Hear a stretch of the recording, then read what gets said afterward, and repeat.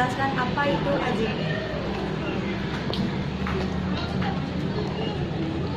AJP atau Jurnal Penyesuaian adalah jurnal yang dibuat ketika ada perubahan saldo pada suatu akun dan harus disesuaikan ke dalam buku besar perusahaan pada akhir siklus akuntansi dengan tujuan untuk mencatat pendapatan atau beban yang tidak diakui untuk periode tersebut.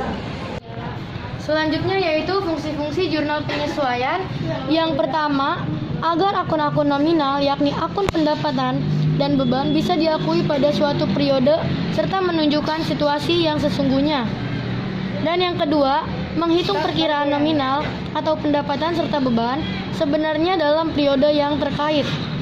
Yang ketiga, menetapkan saldo catatan pada setiap akun buku besar di akhir periode sehingga perkiraan saldo kewajiban dan harta atau saldo real menunjukkan jumlah yang sesungguhnya. Dan yang keempat, agar pada akhir periode akun-akun real yakni aset, liabilitas, serta ekuitas mencerminkan jumlah yang sesungguhnya.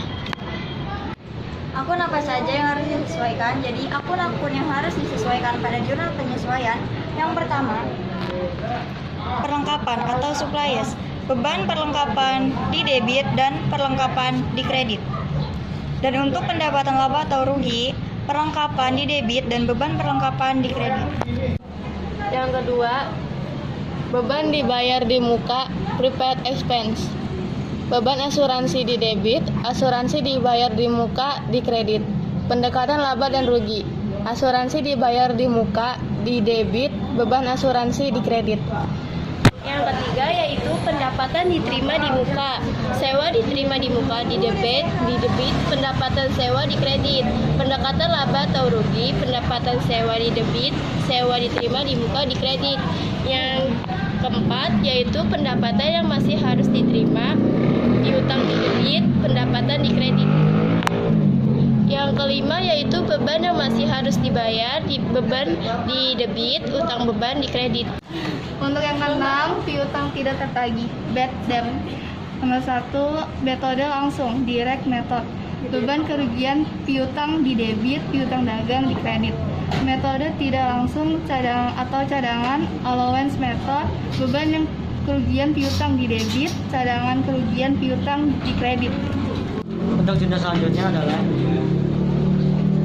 rekognisi bank pada tanggal 31 Desember 2019. Deskripsinya kas di debit, beban atribusi di debit, pendapatan bunga di kredit. Untuk yang jenis selanjutnya penyesuaian aset tetap, depreciation of fixed asset.